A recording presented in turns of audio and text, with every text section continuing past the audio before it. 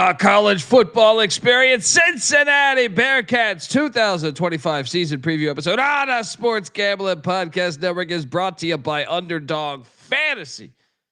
Get up to $1,000 deposit match when you sign up at UnderdogFantasy.com with our promo code TCESGPN. And remember, as always, folks, to let it ride. Hey, this is Pac-Man Jones. You're listening to SGPN. Let it ride.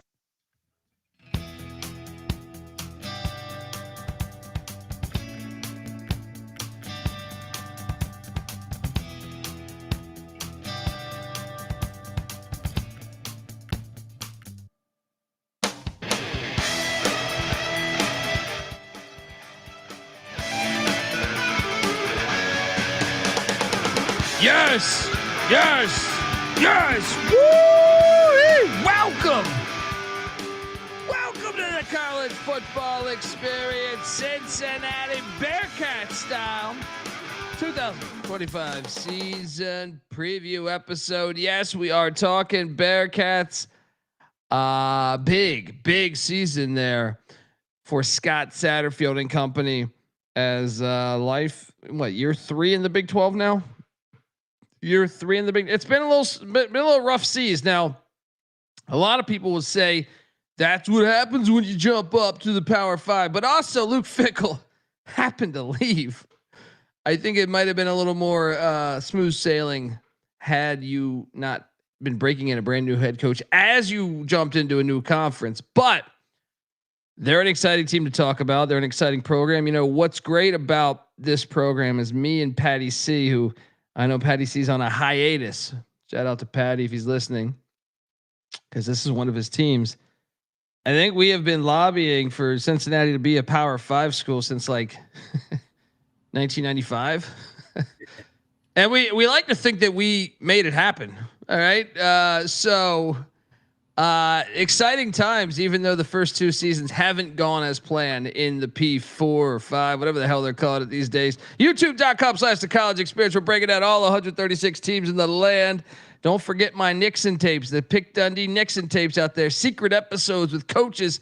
No YouTube, no video, just on the podcast platform. iTunes, Spotify, Stitcher. Get out there and grab them all. If you're wondering who the hell you're listening to, that's fair. My name is Colby Swinging Database Dan, aka Pick Dundee. That's not a pick. This is a pick. He was raised in the land down under, where a man thinks on his feet, speaks with his fists, and lives by his wits. When Dundee happened, he was a superstar. I'm probably drinking too much and celebrating too much and not sleeping. Would have killed a normal man, but no, that's gone. The medical advice I got from that was like being hit by lightning. Pretend it never happened and get on with your life. Oh boy, some of the best uniforms though. Like that intro, the black uniform, that shit is fire. Some say the best uniforms in the state of Ohio. Some say that. Pretty good. Where you at with Skyline Chili? Love it. There we go. Big fan. I am joined by my co-host. He does love Skyline Chili. Give it up for former staffer at Austin Peay with the Governors, South Carolina with the Gamecocks, and West Virginia with those Mountaineers, Ryan McIntyre, a.k.a. Money Line Mac. How are you, brother? What's up, man? Yes, Big 12. Bearcats, big year for Satterfield here in year number 3. Let's talk about it. Mac tonight. Come on, make it Mac tonight. Yeah, absolutely huge year, because it was a strange hire when it happened. If you go listen to us 3 years ago, we were surprised that they hired Satterfield, but also that they bought him out of his contract at Louisville. It was like, whoa, okay. But hey, it's a big year for him, man. Look, plenty of times coaches have struggled for a couple of years and then they find their rhythm and then boom. And let's start the slideshow with that.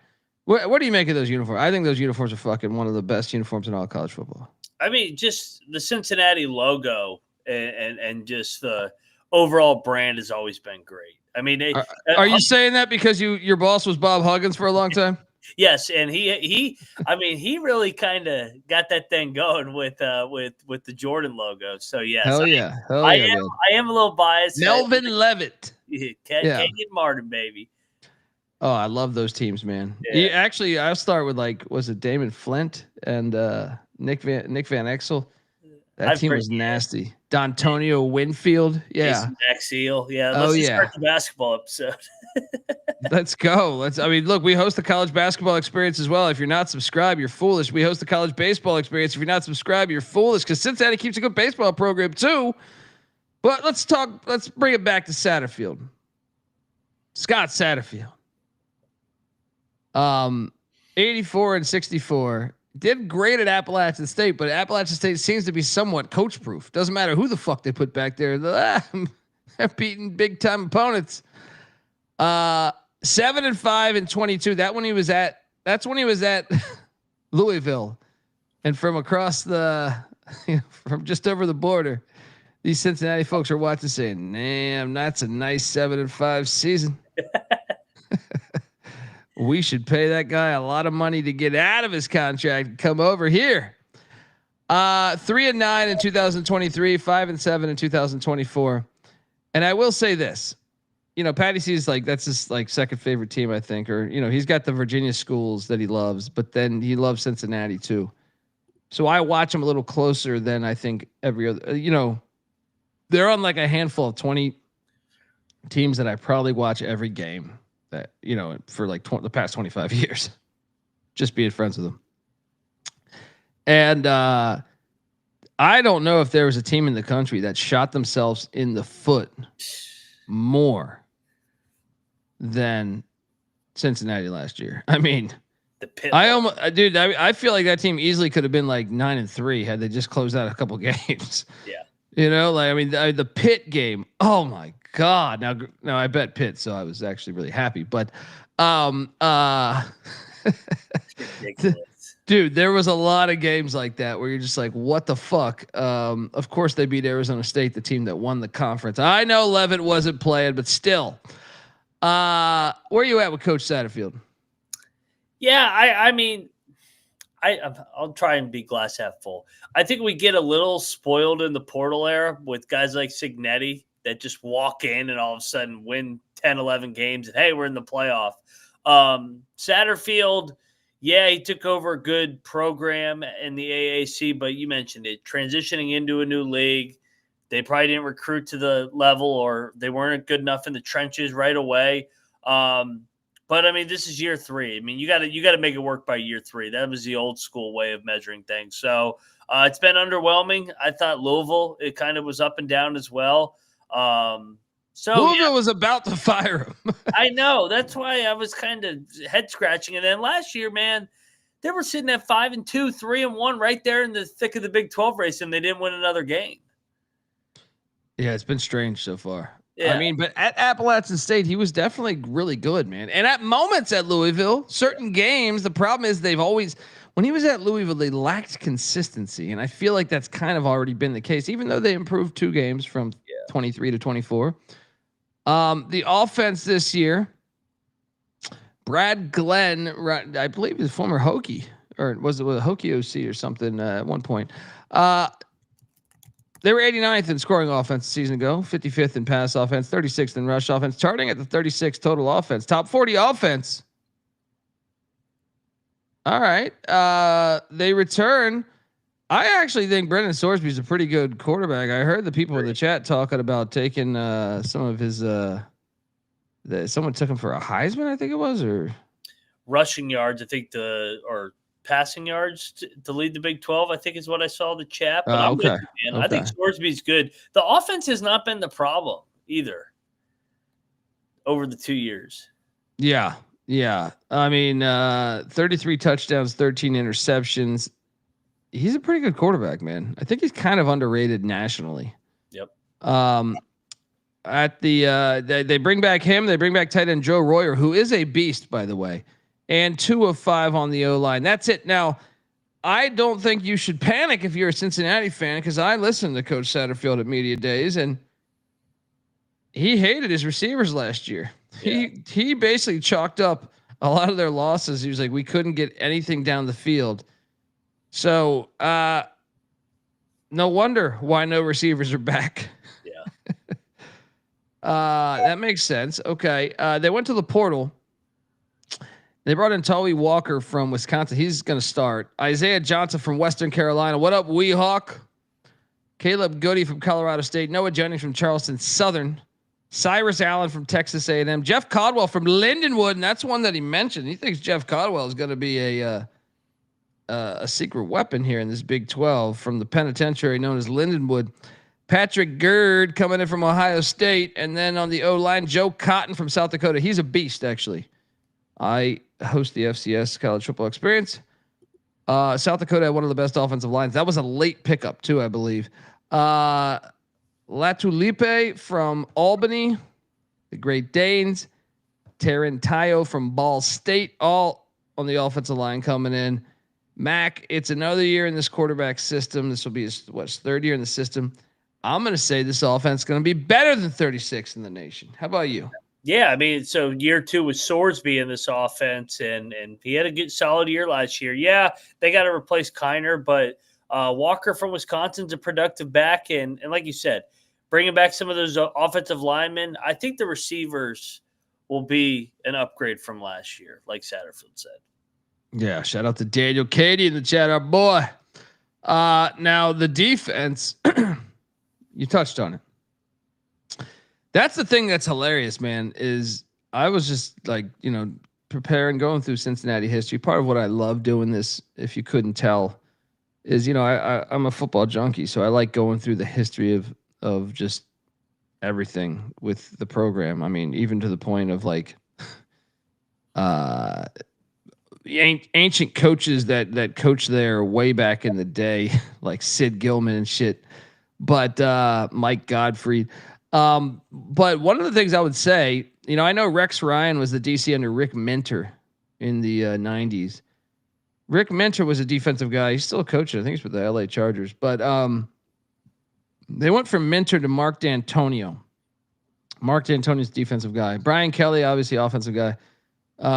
Then Butch Jones. I don't know what the hell he is. He's after him, they went Tuberville. Then Fickle. I just feel like more times than not, they go defensive coach. That's why it's interesting going offensive coach with Satterfield there.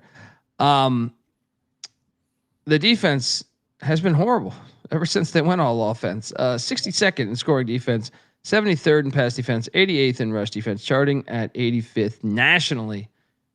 Tyson Veet is the DC there. And Myron Kidd, Evan Pryor's one to watch, the former quarterback. But the defense returns one of the best defensive players in the country, Dante Corleone. And shout out to him, by the way. I know he had some stuff. That's another reason why their season kind of tumbled too, I believe. He had something with his throat or something. Wasn't there like bleeding in his throat Blood or something? clots. Yeah, like in your I thought it was like up in a really dangerous area. I think blood clots anywhere is dangerous, but I thought it was. Shout out to Dante Corleone. Glad you're healthy, brother, and I hope you have a fantastic season. And we're wishing good things and millions of dollars in your future because you're a baller. He's one of the best players in the Big 12 on defense. Corleone back, Marquez Parker back on the defensive line, 3 linebackers back with Dingle, Golday, and Peak. The secondary a bit empty, but they hit the portal heavy. On the defensive line, they added CJ McCray from the Hokies, Daryl Gibson from Idaho State, the Bengals, Isaiah Rogers from Monmouth, Elijah Gunn from Southern Illinois, the Salukis, Jalen White McLean from Old Dominion. And they didn't even bother with the linebackers. They're like, we're sound at linebacker. Let's go for the secondary. Matthew McDoom, great name for a guy in the secondary. Coastal Carolina coming in. He started a lot of games at Coastal. I imagine he's starting here at Cincy. Christian Harrison from Tennessee. Taden Barnes from New Mexico State. Xavier Williams from Middle Tennessee State. And then a couple special teams guy with Eli Stein from Wisconsin and kicker Steven Rusnick from Biff Poggi and Charlotte. McDoom is a guy that they're really excited about. Are you buying in? I mean, I just think Corleone, if he stays healthy, they'll be better than 85th. But I don't know if they're going to make just a ridiculous jump. What do you think? I think so. Corleone's a difference maker, man, and he's one man stop against the run. So I think they're going to be better in the trenches this year, and I think the back end, led by McDoom, can take some strides here. So yeah, I think the defense will take a little bit of a step here. Yeah. And that's all you know what, man, I think I'll save it for the end of the show. I don't want to, why would they listen if I just say what I say? Look, how about this? We're going to talk about the state of the program and go game by game on the schedule for these Bearcats. But before we do that, I want to let you know that the college football experience Cincinnati Bearcat style is brought to you by us. Yes, we're part of the Sports Gambling Podcast Network. The Sports Gambling Podcast is back with their 32-team NFL team preview series. In fact, Moneyline Mac will be talking Washington Redskins this Sunday night over there. They're also bringing back the phrase that pays. Each episode, they'll give out one word of a 32-word phrase. Submit that phrase for a chance to win $1,000 circa future. We're also brought to you by Underdog Fantasy. Underdog Basketball Mania is happening all summer long, giving away $15 million in prizes, including $2 million of first place. There's no waiver wire, no arguments about trades. Basketball is the best way to play fantasy football, folks. Also, Underdog's a great place to play Pick'em, where you can win up to 500 times the amount of money you enter. All this going over, at Underdog Fantasy. You got to go check it out. And when you do, use our promo code TCESGPN to claim your special pick plus first time deposit offer up to $1,000 in bonus credits there. UnderdogFantasy.com promo code TCESGPN. We're also brought to you by MyBookie.ag. Yes, MyBookie is your place to bet on every single sport, including MLB, CFL, all these summer sports that I'm betting the hell out of.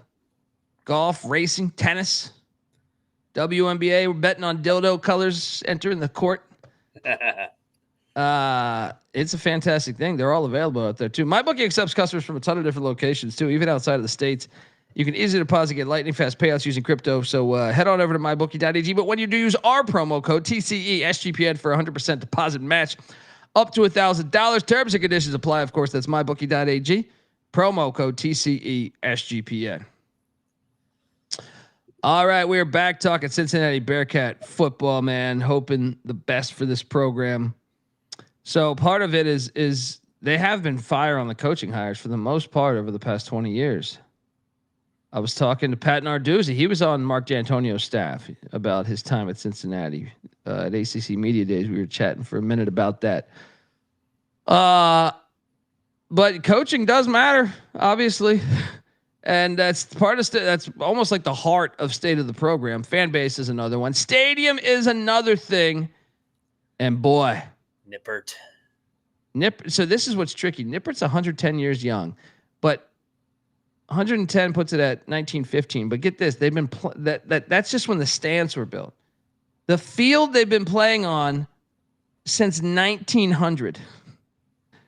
That's fucking incredible, man. 125 fucking years of football on this field. God bless you, Cincinnati. I will say this. Look, this is a fire-ass stadium, but they have added a couple things that I'm not the biggest fan of some of the things, but it's still fire. Look at that right there. That's a fire shot. The Cincinnati Bengals used to play at this stadium. It's really that art building on the left, that white art building that reminds me of like a spot in LA. Yeah, get rid of that. That's the only thing, and that's kind of a newer wrinkle, I think, on that thing too. But that stadium is fire. I love that old building at that far corner end zone right here, and the fact that everyone that's ever been somebody at Cincinnati has played on this field is fucking awesome. I love this stadium, man. But it got a little wacky with that white building, but I mean, it's still. That's why I couldn't go 10. I love the history. They've been playing on the field for 125 years. But that one white building, look at that shit. These fuckers were playing on that field. All right? Who do you think the best player was out of that bunch? It's the guy holding the ball, right? He's not putting up with your bullshit. said, guys, get over here. We got to take a photo. What about that guy on the left? He's got a black eye. That's true. And back in the day, remember, like a photo was a big deal. That shit, they had like, they had to like wheel out some shit that like had legs. In 1900, what year is this? 1901, right? This is like a 3-hour project here to take one photo.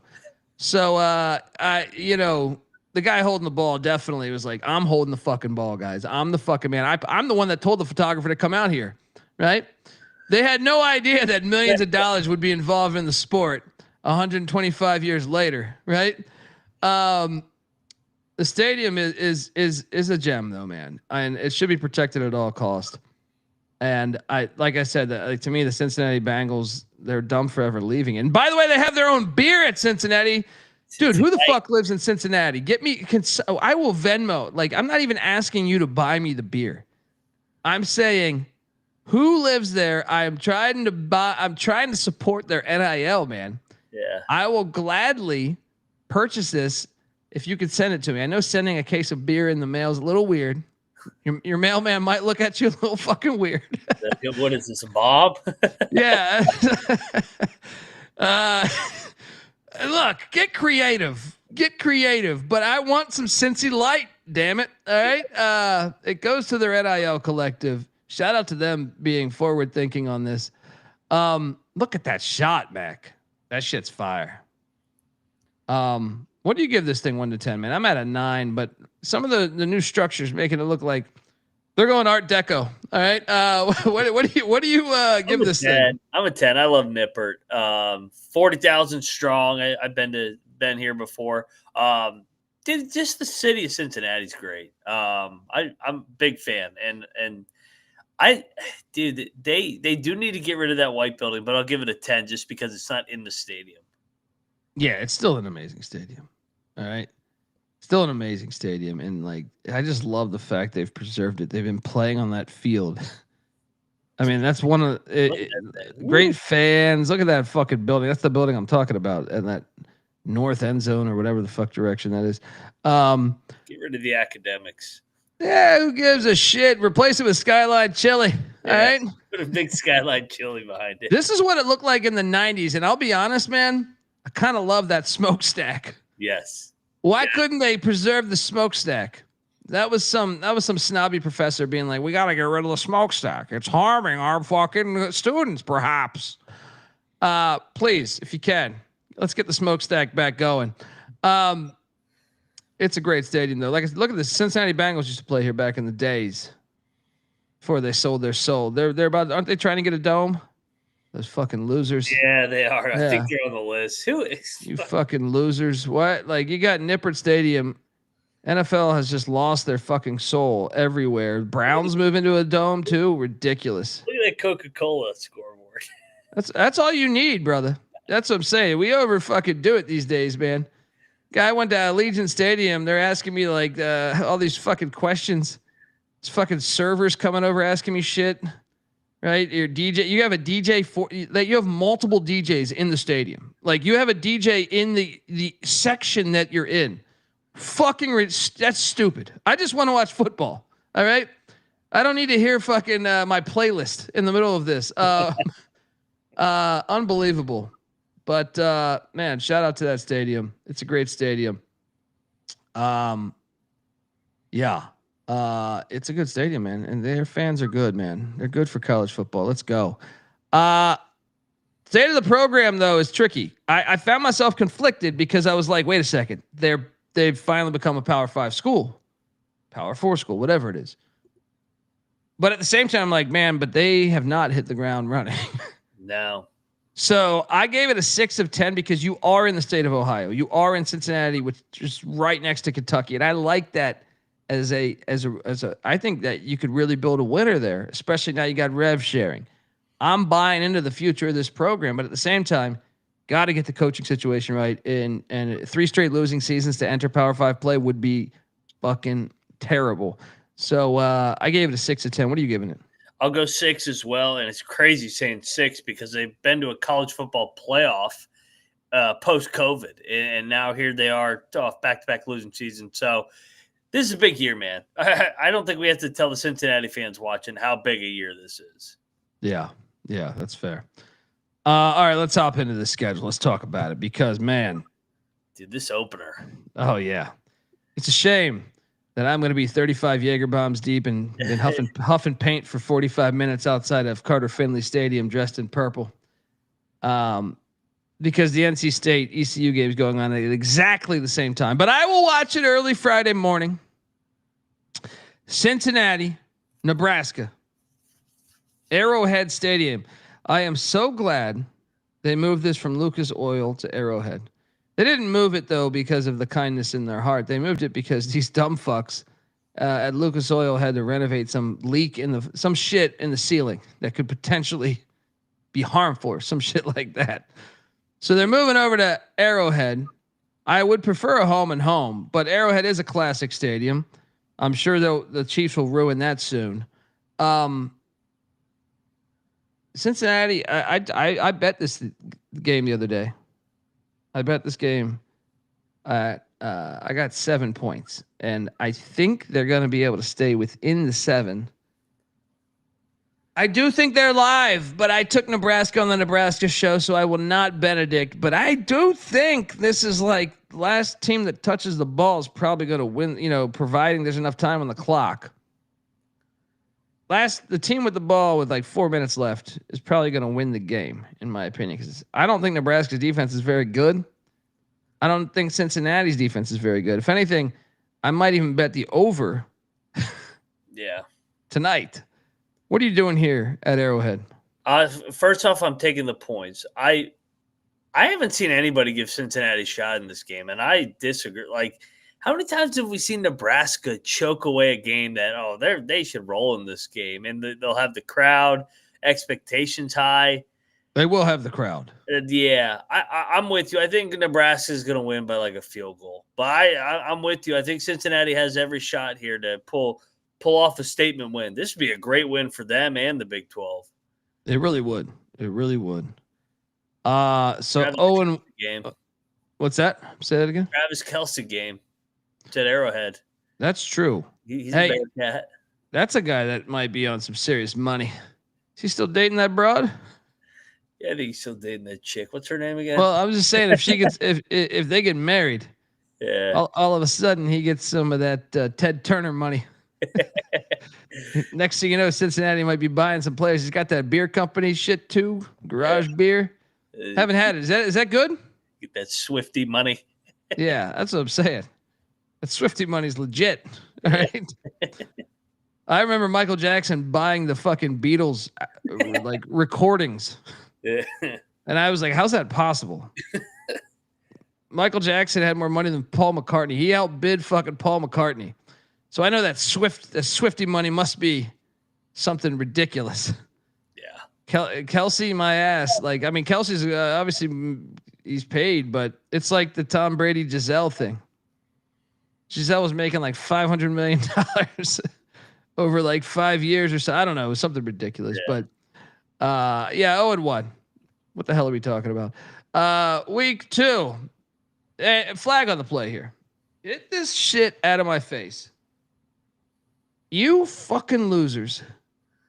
You piles of shit.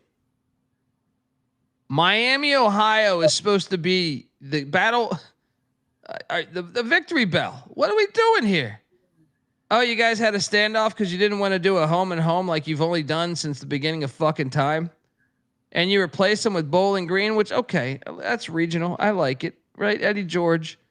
But this game should be Miami, Ohio. Failure on all accounts. And I can't help but think that you're not scheduling them because Miami, Ohio started to beat you a couple times. They did win at Nippert last time. That's what I'm saying. This is bullshit. Blame the SEC because they're the ones with the phony schedule. Yeah. Look, not a fan of this game. I hope Eddie George sticks it to you for this, but I will take Cincinnati to win this game. 1-1. Yep, 1-1 for me. They get even. Shout out to Colt, who's at work. What do you do, Colt? Week 3, Northwestern State. I didn't realize they had such a history with Northwestern State. That's the best part about doing all this shit. You find out they've actually played a few times. Shout out to the Demons. They're coming in there. They're going to get destroyed. 2-1.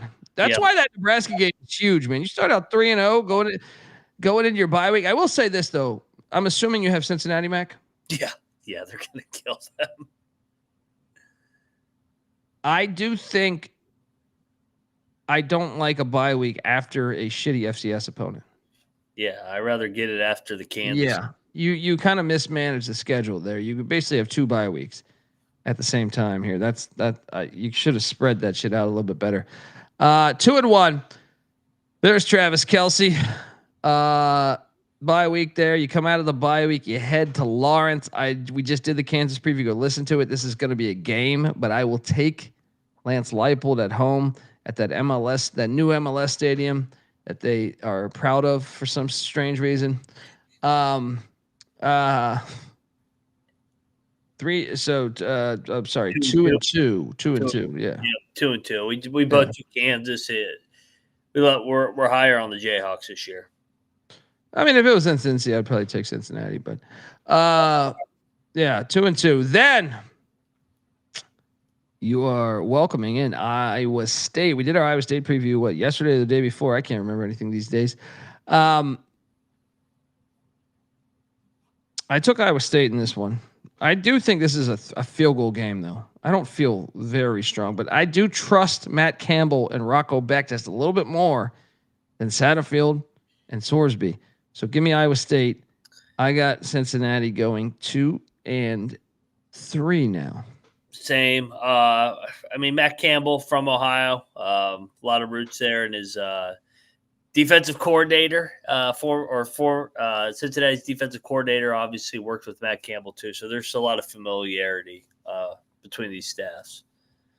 Yeah. Then they come out of that and they are hosting UCF. Scott Frost. Let me ask you something. It's a former AAC game. If Cincinnati fires Satterfield this year, are they going to hire Fickle and we're just going to have the same Frost situation in Cincinnati this offseason? Hey, run it back with everybody. Fickle, Frost, Rich Rod. Let's go, baby. The whole Big 12 is just going to be, Gary Patterson comes back to TCU. Art Briles at Baylor. I would sign on for that. Yeah. Right. Cincinnati gets the win here. Yeah. 3-3. UCF always struggles up there. Yeah. Cincinnati 3-3. Then a trip to Stillwater, Boone Pickett Stadium. Oh, this game's hard to project. Who the fuck is Oklahoma State this year? I mean, this is why our job is so damn hard these days as opposed to 5 years ago. I mean, Mike Gundy, did you hear about media days? He doesn't even know. He goes, players haven't reported yet. We got 72 new players. I think we could be all right once I see everyone come in. He doesn't even know. They're getting them late enough, though. I'll trust Gundy over Satterfield. What did I say on the OK State preview? I think we both went OK State. Dude, they got housed a couple years ago in Stillwater. All right. I guess if I said it, I'll stick to it. I don't have any conviction to this fucking game. Then the very next week, Baylor comes to town. Okay, if I'm doing this, then they're beating Baylor. Then all right. I'm not just gonna give them loss after loss to these. If they're hosting Baylor, I think Cincinnati can beat Baylor. Yeah, and Baylor's off TCU, so that's kind of an emotional game. Yeah, give me Cincinnati 4-4. It's a lot of 500 ball here. And then they make a mistake of going into Rice-Eccles Stadium for the first time ever. Oh boy, that's a loss. I'll lay whatever number they're throwing out there. Have fun at elevation there. So yeah, that is what's our record right now?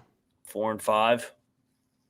Well, here's the good news. You come out of the next bye week, and do the Cincinnati fans, this is how I know if you're a real one. Do you remember Deontay Kenner? Right? Deontay Kenner, quarterback in the 90s. That's how you know the real ones. All right. Had a deep sea dive. I remember him. All right. Remember they had Sam Garnes at the safety spot, man. I do remember Sam Garnes. Sam Garnes played for the Giants. Yeah. Yeah, man. Trying to remember. They had a kicker from Hollywood, California, too, that made like a 60-yard field goal to beat Syracuse. One of those games. Jonathan something. Anyway, they come out of the bye week, and Arizona is at Cincinnati. This is a win, damn it. All right. It's going to be cold as hell, these Arizona boys. Even David Matola is afraid to watch this game. All right. First ever meeting. Why? Because it makes no sense. Let's take Cincinnati to get that win. 4 wins. Let's even them up again. 5-5. Here we go. Then Kalani Sitake. He is the head coach of BYU, folks. He is not an appetizer at a restaurant. This is a win. Yeah. Although, man, I could see Satterfield blowing this game. This is a big pressure spot. If they're 5-5 and they got at TCU to end, they gotta win this game. That is true. I mean, by that point, BYU would have figured out the quarterback spot. So it is a tricky game. Yeah. BYU on the line of scrimmage can play. I still like Cincinnati though. I gave Cincinnati the win when we did BYU, so I'll stick with it. 6-5. 6-5, and then the final game of the season, they head to Fort Worth, Texas. Yeah, that's a loss. Take on these Horned Frogs. I have this as a loss too. 6-6 is what I got them at. The hell's their win total? 6.5. Oof. You know what's crazy though, man? They could go 8-4 or 7. They could. I mean, honestly, you look at the schedule. Hold on, let me rattle this off. By the way, they're plus 2,900 to win the Big 12, plus 1,600 to make the CFP, plus 100,000 to win it all. There's only one outright loss, in my opinion, on the schedule, and that is at Utah. TCU is a weird team, like where sometimes they just lay an egg sometimes. So like, I tend to think TCU would be the second most losable game. But it is a nice schedule, man. If they're just a little bit ahead of where we think they are, they could win a lot of these games. I mean, who did they miss? They missed Arizona State. They missed Texas Tech. They missed K-State. Miss Houston. They have and Houston. Yeah. And Rod and Colorado are the other two. Dude, I could see them hitting the over, man. Yeah, what game would you flip, man? If they beat Nebraska, they're hitting the over. No, it's the Oklahoma State game. Oklahoma State could be horrible, or they could be like 2-10 bad, or they could be 6-6, 7-5. I don't know. I mean, that is, to me, there's for Power 4 teams, I would say there's about 5 teams that are complete question marks, like North Carolina, Colorado, Oklahoma State. I have UCF as actually one of them. West Virginia. Yeah, no, I that's what I'm saying. There's about 5 teams to me that you're just like, what are we? I don't know what they're gonna look like on offense. We went through the Oklahoma State preview. I didn't know a fucking player on their offense, man. It's 0 returning starters. Well, and they didn't even go to the FCS ranks. They went to like the D2 ranks. So I was just like, because I host the FCS show, I know some of these guys' names. Like when Cole Gonzalez goes from Western Carolina to Pitt, I'm like, oh, that's a nice get. Oklahoma State, I was like, who the fuck is this guy from, Dallas Baptist or some shit? You know what I mean? Like I was like, I have no idea who this is. Gundy's a farmer out there. He goes, hey, you play ball? You got some eligibility? Let's go. So it makes that game such a mystery game. I mean, that team is such a mystery team too. Like, what if they are good? What if their scouting department is ahead of the curve? What if they beat Oregon at Oregon week 2? That's a tall order to go from D2 to fucking Austin. Yeah. I guess I'll stick with the under. I don't have strong conviction to it. I could see the over hitting here, man. I actually think 7 is 7. I think 7-5 is more likely than 5-7, right? You know what? I'm gonna Benedict week 1. They're gonna beat Nebraska. They're gonna shot. That's gonna be the stunner on Thursday night. Everybody and their mother's picking Nebraska. Cincinnati goes in there, spoils the Nebraska playoff party already. Week 1. Look, I like it. And honestly, man, a lot of people are talking about who is this year's Arizona State. I think it's Cincinnati or Houston. Like Cincinnati or you look back at their season last year and it's like they were not as bad as their record indicates. They can't finish drives. That's been the story of their first 2 years. They statistically look good. They just don't finish in there, and they have bad penalties. Dude, 1 point loss to Pitt, 3 point loss in Lubbock, right? 7 point loss to Dub V, 7 point loss to TCU. They were in a lot of these fucking games, man. That was very close to a 9-win season. So that's what I mean is like Arizona State kind of was flying under the radar. And I had no idea that Arizona State was going to be as good as, if anything, me and Daniel Katie were completely on the under.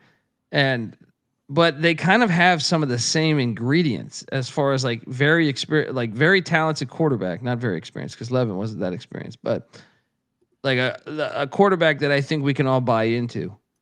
The difference is Satterfield. Yeah. So I don't know. If you're a Cincinnati fan, take a shot on the Big 12 championship. You know what? I'll Benedict too, though. Give me that win at Oklahoma State. 7-5. Give me the fucking over. Yeah, I just feel like they're due. All right, folks. We will be back in about 20 minutes with the Jacksonville State Gamecocks, who are not in Jacksonville, Florida. They did win the Conference USA last year. Jacksonville State, you might remember them completing a Hail Mary to beat Florida State while I was in Vegas, pissed drunk. Oh, yeah. We're talking Gamecock football. Some say the real Gamecocks. They got good fans, man. They do have good fans. They do have good fans. They're already coming for me. Oh, yeah. Oh, yeah. Give us 15, 20 minutes, and we will do a Jacksonville State Gamecocks preview, folks. So buckle up. Give Moneyline Mac a follow on Twitter at Moneyline_Mac. I'm on Twitter at DColbyD. The College Football Experience is on Twitter at TCE on SGPN. And by the way, in case you were wondering what we're talking tomorrow we're going to hit things off with the Stanford Cardinal. And Frank Wright and Andrew Luck is done with his backpacking trip. All right. And then we're going to talk UCF very, very, very Golden Knight football.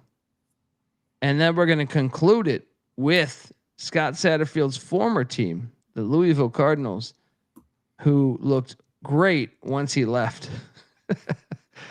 I got to call a spade a spade. Yeah. Anyway, Jacksonville State, 15, 20 minutes, folks. Buckle up. Let's go Gamecocks, all right? Bearcats, we're on the over. Not a lot of conviction, though. All right?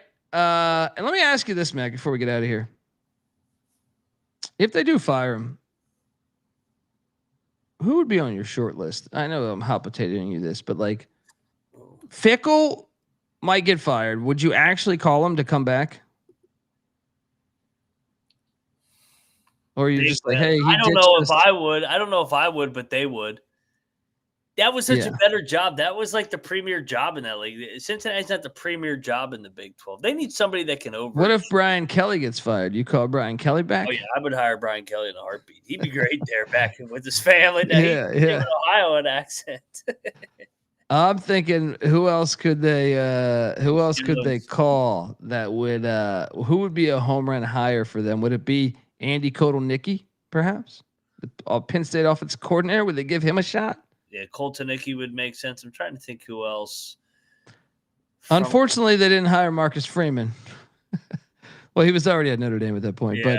But I mean, would they hire Hartline?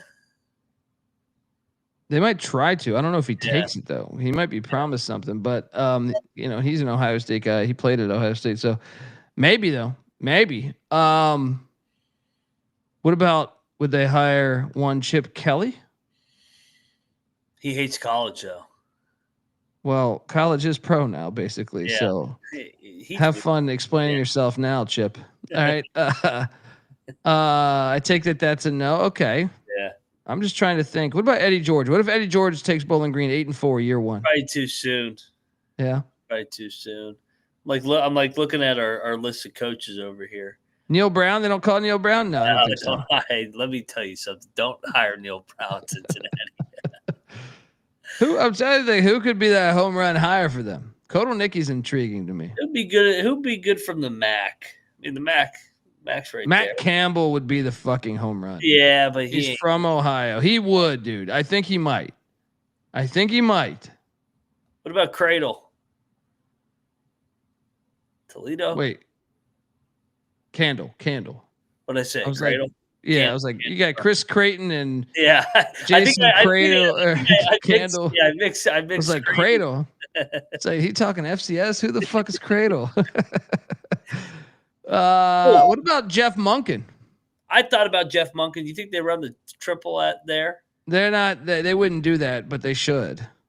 Chadwell, Liberty. I like it, but I think he's gonna be like Southern or Virginia Tech. So we'll see. But anyway, we hope Satterfield stays there. Scott, if you're listening to this, we're not wishing you to be unemployed. We're on the over. All right. But it's fun to just, throw the shit out there. Anyway, folks, we'll be back 15, 20 minutes with Jacksonville State. This is the college football experience, Cincinnati Bearcats style. You better start thinking about yours. And we are out of here.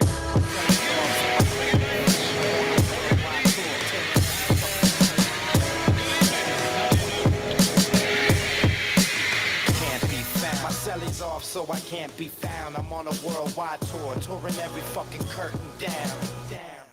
They say the Lord watches over my sins, over my head, watching hair as it thins, over the ledge, and ain't letting me in. There's still regiments and relevance to letting me win. Win, lose or draw. You ain't prepared unless you all ready to lose it all. Losing a brawl? Yeah, that's a Friday day. Good friends know my Nina Hideaway.